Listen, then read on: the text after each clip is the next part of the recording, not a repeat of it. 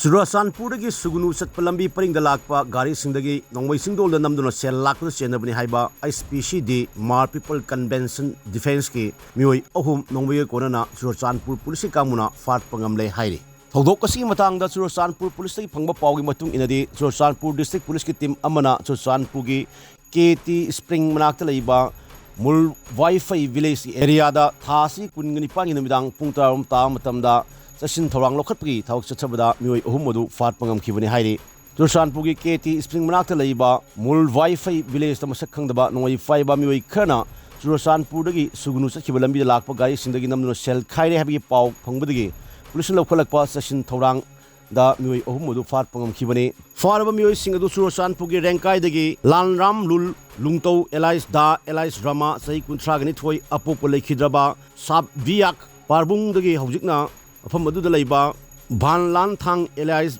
VL Sahinipu Apokpa, Sumnai Thang Amasung, Murte DLC Vengdagi, Hausingna, San Veng Renkai de Laiba, Lalthara Lun Zote, Elias, Lalthara, Saikuntratret, Apokpa, Lailen Tau, Away, Makoi Masha Masana Masabu, ISPC Digi Memboni, Amasung Makoi Churachandpur Sugnu Lambida Chenaba, Garishingdagi Nongmeiga Duna, Namno Shen Khaibada Tabak to we have a Pongdok say Hainasu, Pau Oshana Makatari, Makoidagi, Tongan Tongan Ani, Amasung, Morti 800 car ama mobile phone ohum recover to bungam le hairi parabasing adu matakta Churachandpur District Police na so muto case amasu lokhat kre hairi